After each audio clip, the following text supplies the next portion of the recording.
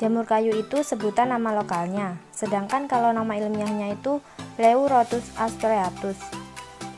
Nah, jamur atau fungi itu sendiri merupakan tumbuhan yang tersusun oleh sel-sel eukariotik. Tidak memiliki klorofil sehingga bersifat heterotrof. Nah, jamur kayu ini termasuk cendawan karena berbentuk makroskopis atau dapat dilihat langsung tanpa menggunakan mikroskop. Jamur kayu ini memiliki warna putih. Jamur ini tumbuh di pohon yang sudah lapuk atau yang sudah ditebang. Jamur ini memiliki ciri-ciri tubuh buah berwarna putih hingga krem dan tudungnya berbentuk setengah lingkaran mirip cangkang tiram, dengan bagian tengah agak sedikit cekung dan tepinya sedikit berlekuk-lekuk,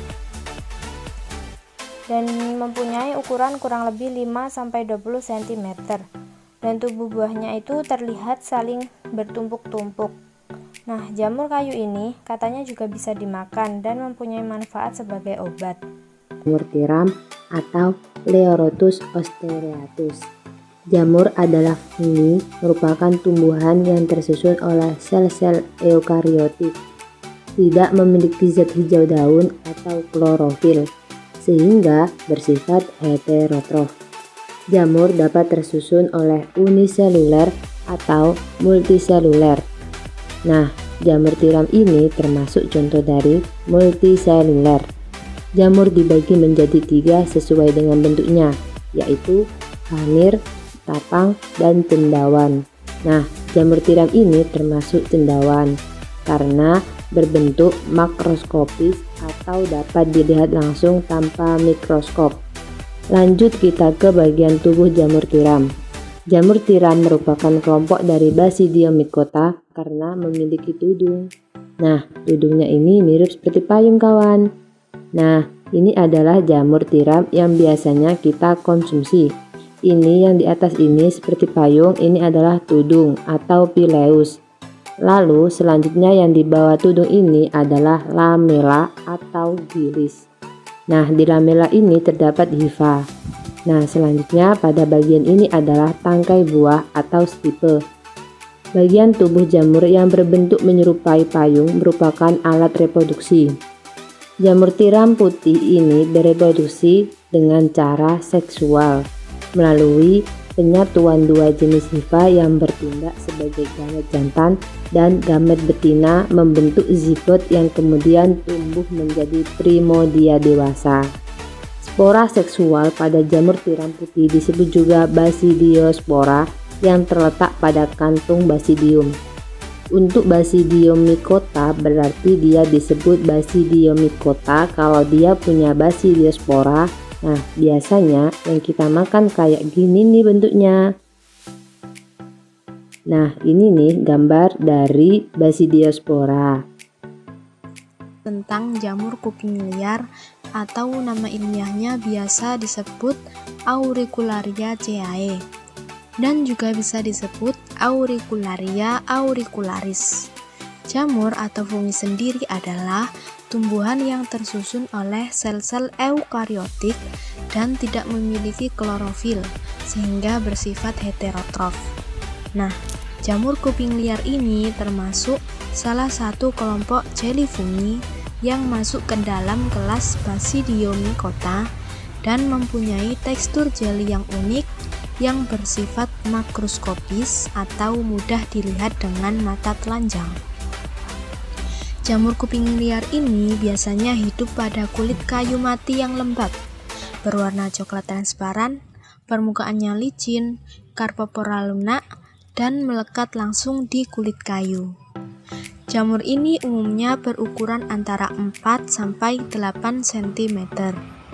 Seperti umumnya jenis jamur kuping, jamur ini merupakan salah satu jamur yang aman dikonsumsi. Tak hanya nikmat dimakan, jamur kuping liar ini juga dipercaya bermanfaat untuk membantu melancarkan peredaran darah. Dengan demikian efektif dalam mencegah pembuluh darah mengalami penyumbatan yang jika dibiarkan bisa menjadi penyebab utama penyakit stroke. Pada tahun 1951,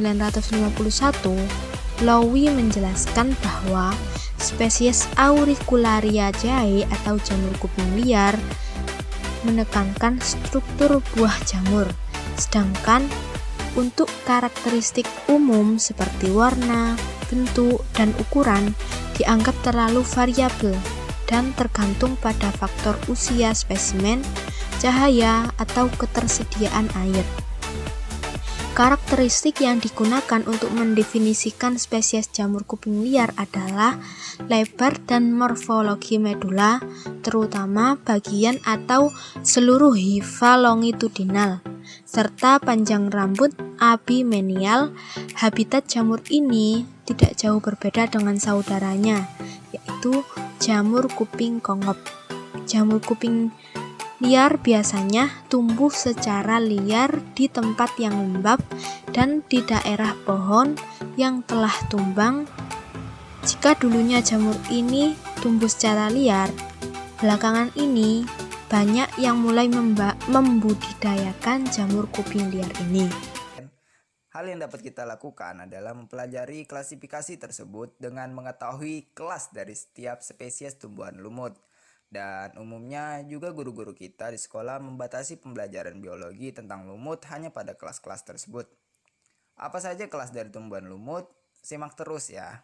Klasifikasi tumbuhan lumut atau Bryophyta terbagi menjadi 3 kelas, yaitu terdiri dari lumut hati, lumut tanduk, dan lumut daun. Dari setiap jenis klasifikasi tumbuhan lumut tersebut, cara membedakannya adalah dengan melihat bentuk morfologi dan anatomi tumbuhan lumut, meliputi bentuk fisik dan bentuk-bentuk dalam dari tumbuhan lumut tersebut. Kita masuk ke kelas yang pertama ya gen, yaitu lumut hati. Sesuai dengan namanya, lumut ini mempunyai bentuk khas yang berupa lembaran pipih dengan lekukan-lekukan yang menyerupai bentuk hati. Lumut hati adalah tumbuhan bertalus. Pada umumnya, tumbuhan lumut hati tidak memiliki daun, seperti Marsantia dan Lunularia. Namun, ada juga tumbuhan lumut hati yang memiliki bagian daun. Jenis ini dapat kita temui pada Jungermannia. Dalam cara hidup dan habitatnya, lumut hati tumbuh mendatar dan melekat pada substrat dengan menggunakan rhizoid. Lumut hati banyak dijumpai di tanah yang lembab, terutama di bagian hutan hujan tropis. Sebagian lumut hati juga dapat ditemukan tumbuh di permukaan air, misalnya pada spesies Rhizocarpus natans. Pada beberapa jenis lumut hati, misalnya Marsantia dan Lunularia, gametofit memiliki struktur khas berbentuk seperti mangkok yang disebut gemae cup, atau istilah Indonesianya adalah piala tunas. Gemae cup berfungsi sebagai alat reproduksi secara vegetatif karena di dalamnya terdapat gemae atau tumbuhan lumut kecil yang bila terlepas dan terpelanting oleh air hujan akan tumbuh menjadi lumut baru. Selain dengan gemae cup, reproduksi vegetatif lumut hati juga dapat dilakukan dengan cara fragmentasi. Pada umumnya, lumut hati berumah 2, misalnya pada spesies Marsantia. Namun ada pula yang berumah 1. Pada lumut hati yang berumah 2, gametofit betina membentuk archegoniophore yang di bagian ujung tangkainya terdapat struktur berbentuk cakram atau payung dengan tepi berlekuk ke dalam seperti jejari. Di bagian bawah cakram tersebut terdapat archegonium. Archegonium membentuk sel kelamin betina atau istilahnya adalah ovum. Sementara itu, gametofit jantan membentuk anteridiophore yang di bagian ujung tangkainya terdapat struktur berbentuk cawan dengan tepi berlekuk tidak dalam.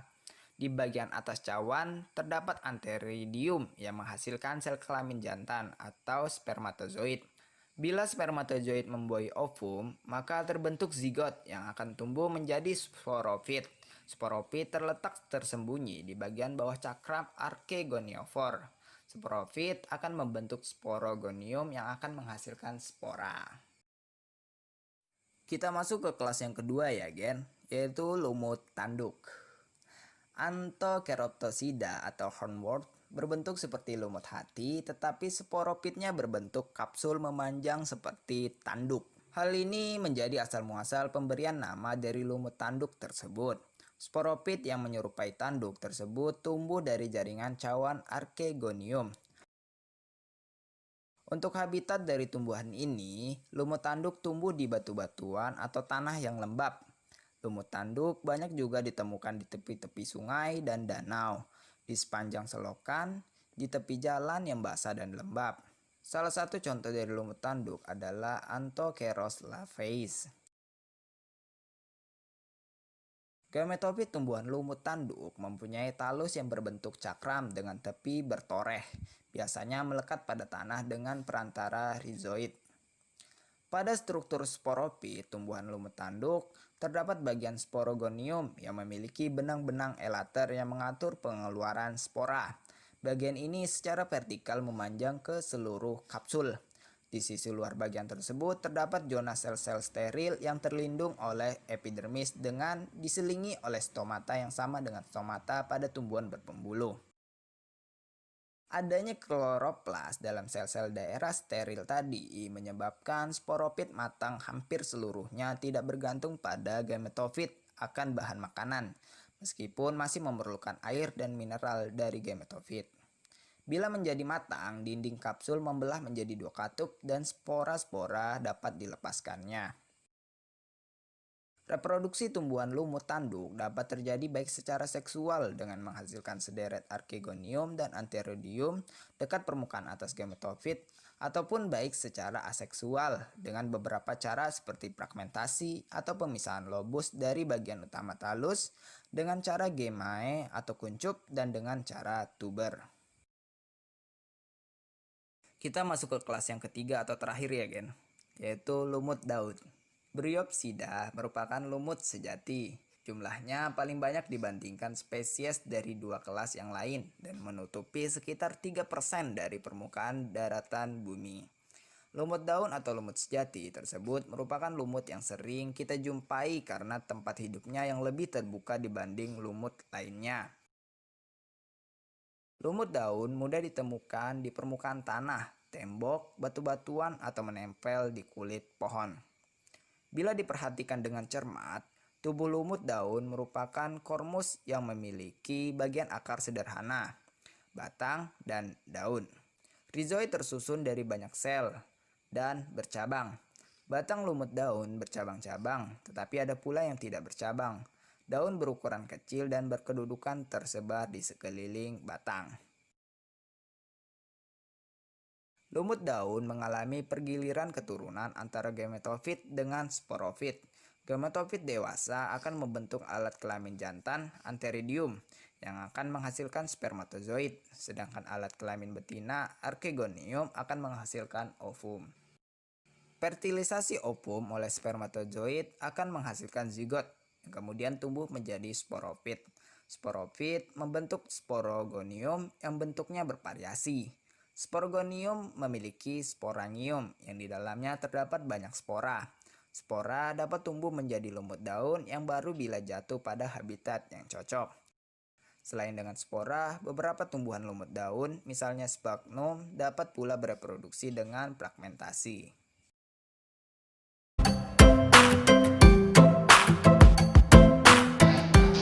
Ciri-ciri paku dibagi menjadi 6. Yang pertama, Cormophyta, yaitu tumbuhan yang memiliki akar, batang, dan daun sejati.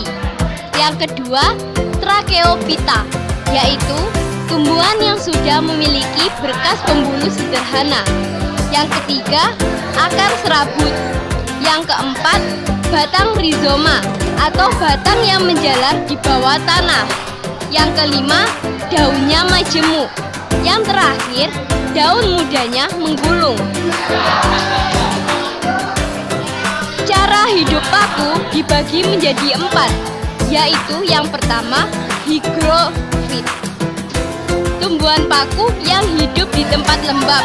Yang kedua, hidrofit, yaitu tumbuhan paku yang hidup di air. Yang ketiga, epifit, yaitu tumbuhan paku yang menempel pada tumbuhan lain atau bisa kita sebut substrat.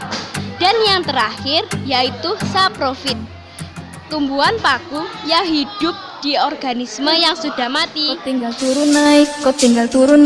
Pada tumbuhan paku. Proses metagenesis pada tumbuhan paku berawal dari spora. Spora kemudian berkembang menjadi protalium. Pada fase ini terdiri dari dua bagian, yaitu antheridium dan archegonium. Antheridium akan menghasilkan sperma dan archegonium akan menghasilkan ovum. Kemudian keduanya melebur membentuk zigot. Zigot kemudian berkembang membentuk tumbuhan paku. Tumbuhan paku akan berkembang menjadi sporangium yang akan membentuk spora kembali. Begitulah daur metagenesis pada tumbuhan paku. Dan perlu kalian ketahui, fase gametofit pada tumbuhan paku adalah protalium. Dan fase sporofit pada tumbuhan paku adalah tumbuhan paku itu sendiri. Kita berlanjut ke jenis daun paku. Jenis daun paku dibagi menjadi dua. Yang pertama, berdasarkan ukuran dan anatomi. Ukuran dan anatomi pada daun paku dibagi kembali menjadi dua, yaitu mikrofil dan makrofil. Mikrofil atau sering disebut kecil memiliki klasifikasi sebagai berikut. Yang pertama, terlihat seperti sisi atau rambut. Yang kedua, tidak bertangkai. Dan yang ketiga, tidak bertulang daun serta sel-selnya belum mengalami diferensiasi. Yang kedua, makrofil, yaitu besar, dengan klasifikasi sebagai berikut. 1. Ukuran besar. 2. Bertangkai. 3. Bertulang daun serta sel-selnya sudah mengalami diferensiasi. Di bagian kedua dari jenis daun paku, berdasarkan fungsinya, yang pertama adalah tropofil. Tropofil atau sering disebut dengan steril menghasilkan spora dan digunakan untuk fotosintesis. Yang kedua, sporofil, yaitu menghasilkan spora. Setelah membahas mengenai jenis daun paku, kita berlanjut ke bagian spora pada paku. Spora pada paku dibagi menjadi dua, yaitu paku homospora, paku heterospora, dan paku peralihan. Paku homospora yang berarti sama dalam artian menghasilkan satu jenis spora yang ukuran dan bentuk seragam atau sama, contohnya Lycopodium sp atau paku kawat. Yang kedua, paku heterospora menghasilkan dua jenis spora, yaitu makrospora sebagai spora betina dan mikrospora sebagai spora jantan, contohnya Selaginella dari golongan spesies. Yang ketiga, paku peralihan menghasilkan dua jenis spora, yaitu spora jantan dan spora, tapi ukuran dan bentuknya masih sama, jenis berbeda.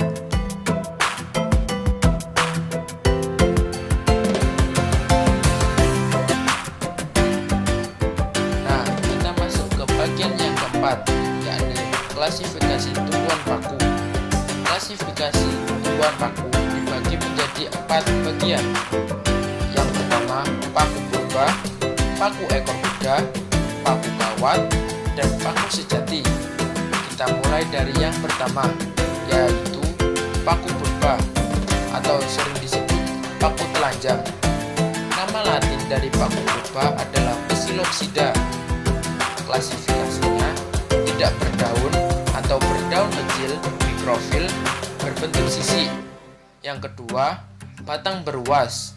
Yang ketiga, homospora. Dan yang keempat, sporangium di ketiak daun. Yang kelima, mempunyai rating dikotom bercabang 2. Dan yang keenam, akar rhizoid.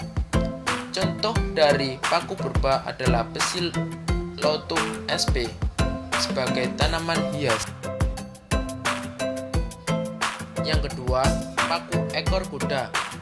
Nama latin dari paku ekor kuda adalah Equisetopsida atau Spenopsida.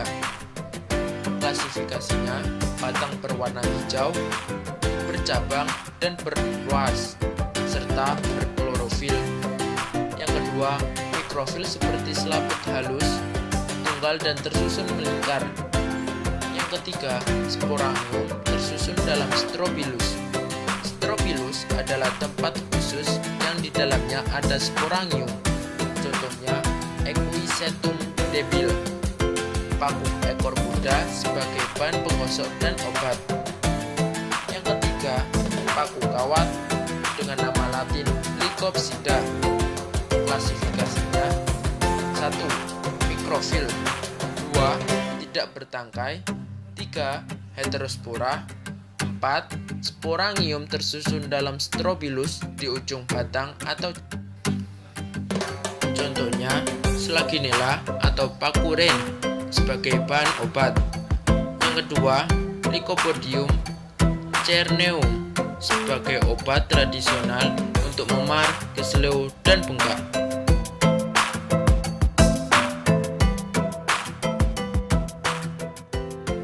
Jenis paku yang terakhir adalah paku sejati dengan nama latin Pteropsida. Klasifikasi dari paku sejati yang pertama adalah makrofil, punya 2 jenis daun. Yang kedua, daun muda menggulung dan daun tua mekar. Yang ketiga, sporangium tersusun dalam bentuk sorus. Yang keempat, banyak tulang daun. Yang kelima, punya mesofil daun. Contoh dari paku sejati ada 3: Marcella serenata atau semanggi air, Asplenium nidus, paku sarang burung, Adiatum tenuatum atau suplir sebagai tanaman hias. Nah, kita masuk ke bagian yang terakhir, yaitu manfaat dari tumbuhan paku. Manfaat tumbuhan paku ada 4. Yang pertama, sebagai tanaman hias. Contohnya suplir dengan nama latin Adiatum. Yang kedua, paku sarang burung dengan nama latin Asplenium nidus. Yang ketiga, paku tanduk rusa. Manfaat tumbuhan paku yang kedua, digunakan sebagai sayur. Contohnya semanggi dengan nama latin Marcella serenata. Manfaat tumbuhan paku yang ketiga sebagai obat dengan nama latin Dryopteris.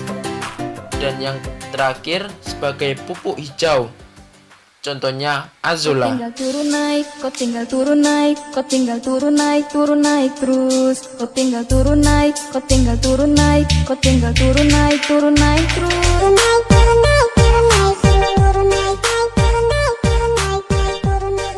Itulah tadi pembahasan mengenai tumbuhan paku. Nah, di bagian kedua ini kita akan bahas mengenai tumbuhan berbiji. Yang pertama, kita akan bahas ciri-ciri dari tumbuhan Gymnospermae. Ciri-ciri yang pertama yaitu alat reproduksi berupa strobilus. Terus ciri yang kedua, berumah 1 dan berumah 2, jantan dan betina pada tumbuhan yang berbeda. Yang ketiga, biji tidak dilindungi oleh daging buah. Yang keempat, pembuahan tunggal. Dan yang terakhir, daun majemuk. Nah, yang kedua, kita akan membahas mengenai pembagian kelas pada Gymnospermae. Kelas pada Gymnospermae dibagi menjadi 4. Yang pertama, kelas Cicadinae, contohnya Pakis haji dengan nama latin Cichas lumpi. Yang kedua, kelas Coniferae, contohnya Pinus dengan nama latin Pinus mercusi. Contoh yang ketiga, Ginkgoginae, contoh Ginkgo biloba. Dan yang terakhir, kelas Gnitanae dengan contoh melinju dengan nama latin Genetum genemon. Mengenai manfaat tumbuhan Gymnospermae. Manfaat Gymnospermae dibagi menjadi 4 bagian. Yang pertama yaitu sebagai industri, contohnya kertas dan korek api. Yang kedua sebagai bahan makanan, misalnya melinjo dan Streptococcus cacti. Yang ketiga sebagai obat dan kosmetik, contohnya Ginkgo biloba. Dan yang terakhir sebagai tanaman hias, contohnya Pakis haji.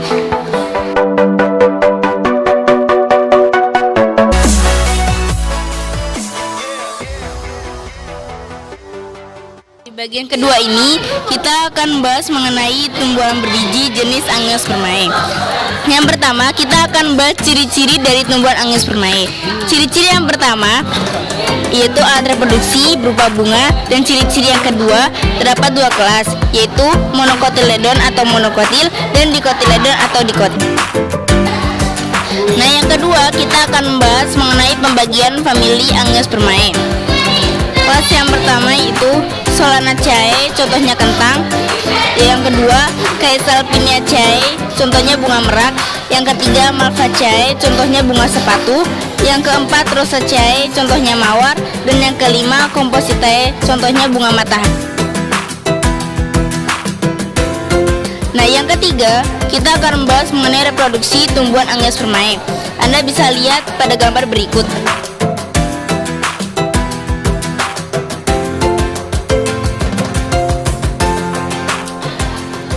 Manfaat Gymnospermae ada 3. Yang pertama, sebagai bahan makanan. Yang kedua, sebagai bahan bangunan. Dan yang ketiga, sebagai bahan industri.